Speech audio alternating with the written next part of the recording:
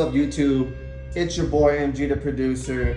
It has been a very long time since I shot one of these videos, but I am back and I'm going to be reviewing some different kind of machines on this channel.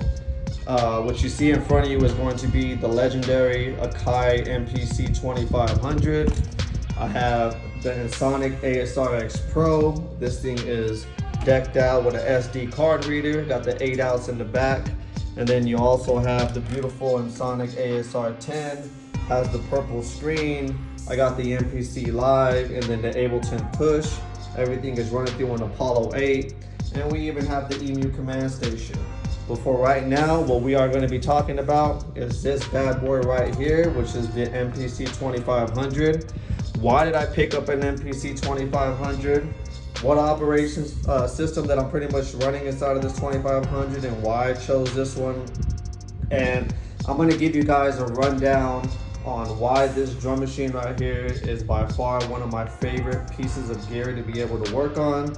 As you can kind of tell, I am not running the original OS from Akai. I am going to be running the paid version of the JJ OS. It has a bunch of features, a bunch of functionality.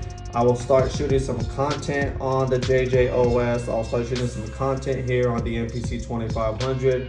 But first, let me just talk about the machine itself. If you could take a look here, this one has been customized. It is 100% blacked out. It has the newer version of the encoder, so you don't hear that crazy cranking sound when you are turning the wheel. This thing right here is a beast. I do love the way that it sounds. I'm gonna talk about sound. I'm gonna talk about sound comparison when you compare something like a 2500 to the MPC Live. A lot of people don't understand that this thing has a knock to it. This thing has some punch to it. Some people try to diminish the sound of the 2500. Some people try to say, hey, this has a transparent sound, or it doesn't hit, or something like that. Please don't listen to anybody that has any negativity to say about the MPC 2500. If you know anything about Akai at this day, yes, I understand it's not the 60, it's not the 3000, but the MPC 2000 XL is basically this predecessor, and then this one came out fully decked out with the 8 outs and everything in it. They also did some better ampage and pretty much the outputs of this thing here. This thing is a beast here, so stay tuned on this channel, and I'm gonna go ahead and start showing you guys why I love this MPC, why I decided to go ahead and pick up an MPC 2500. If you guys are previous subscribers, then you will know that I had a bunch of drum machines like the MPC X. I had the Live 2. I still have a Live over there just to be able to tinker around a little bit with the 3.0 software. But when I'm actually making my music, I'm mainly sticking to the 2500. I don't really make a lot of music on the Live. Or I'm going to be using the ASR 10, or I'm going to be using the ASR X Pro. I'll be pretty much shooting some new content related to all these videos here, putting a lot of emphasis on this ENSONIQ ASR 10. I have learned a lot of tricks, things of pretty much how to kind of go about working on these. I do have previous videos where I was working on the ENSONIQ EPS 16 Plus.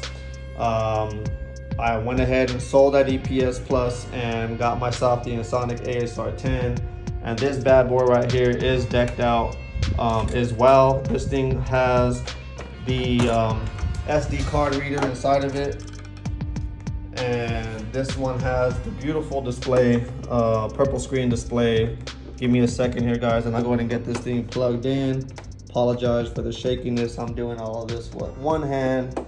I don't have a camera or anything as of right now, so everything is kind of being shot on my cell phone, but stay tuned. I do have a camera coming.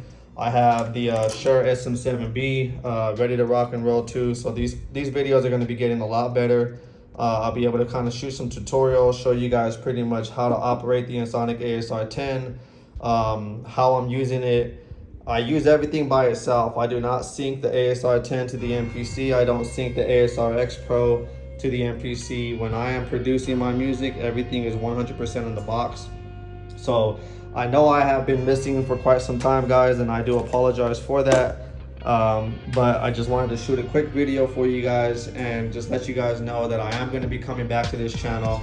I do have some new pieces here to be able to play with. I got a couple other things in the works right now to be able to bring some more machines to this channel, and I'm gonna go ahead and start doing a lot of reviews. More importantly, some tutorials of pretty much how I'm using these machines, how to do certain things inside of them, and more importantly, how I get down and create my beats inside of these machines.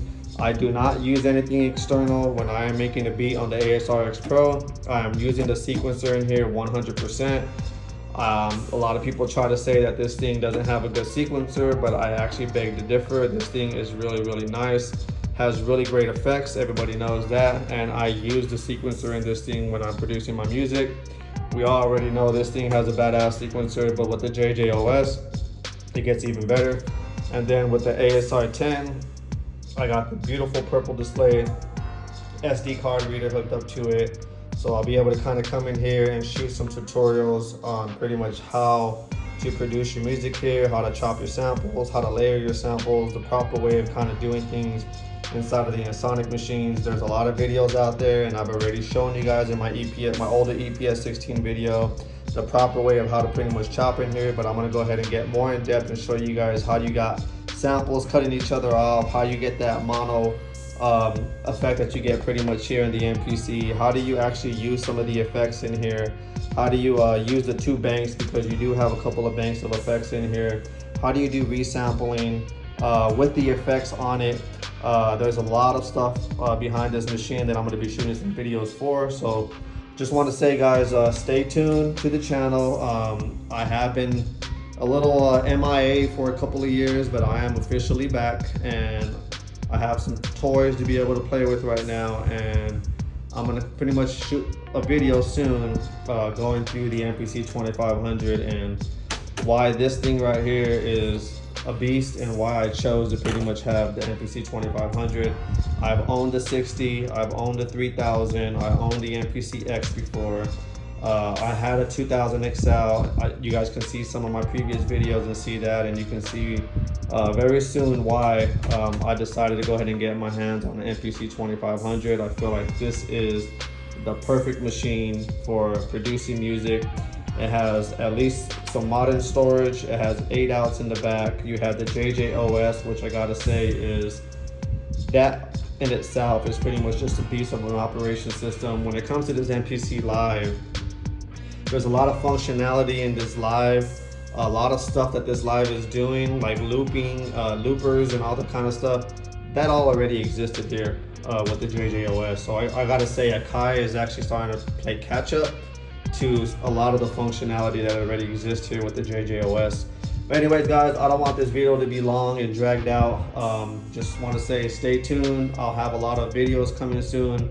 I do also have an Ableton Push 2. As you guys can see, it's still pretty much brand new with the plastic on it. I do sometimes make music on here just to kind of get my head wrapped around Ableton. I've been using Ableton for a very long time, and I don't want to lose or pretty much fall behind Ableton and pretty much all of its new functionality. So I might shoot some videos on the Ableton Push 2 if there's people on the channel who are interested. But I know a lot of my subscribers here are going to be extreme fans of the MPC and the ENSONIQ.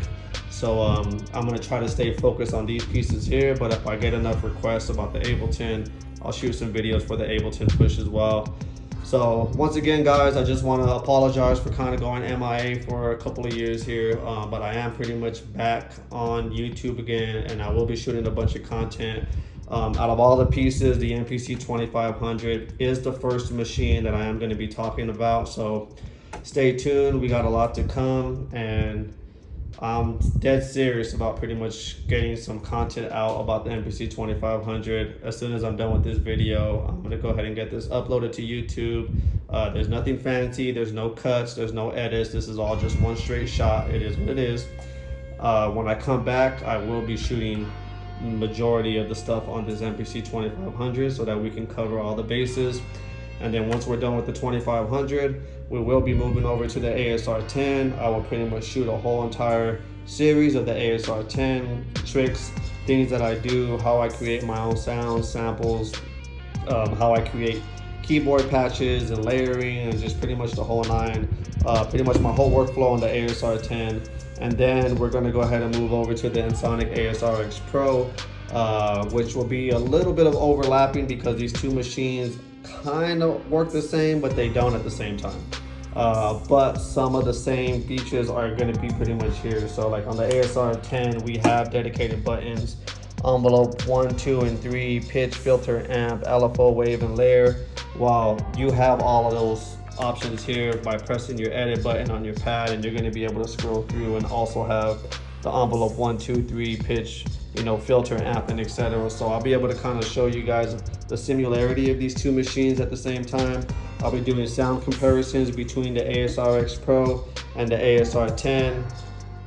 I know a lot of people think the ASR 10 is probably the better sounding machine, but yeah, this thing, I hate to say it, trumps this thing. And I'll be able to give you guys an A and B comparison so you can be able to see why I feel that the X Pro slightly outshines the ASR 10. But you guys are gonna have to stay tuned as I create that comparison video. But besides that, guys, once again, this is your boy MG the producer. I am officially back on my grind again. You can catch me on Instagram, MG the producer 520. I'm always putting beats up there. You guys can message me, DM me, you have any kind of questions. I got a lot of subscribers that find me on IG. I'm always willing to help anybody. I don't gatekeep when it comes to questions. I don't gatekeep when it comes to my tricks, anything like that. I'm a firm believer of putting out there what you would like to get back.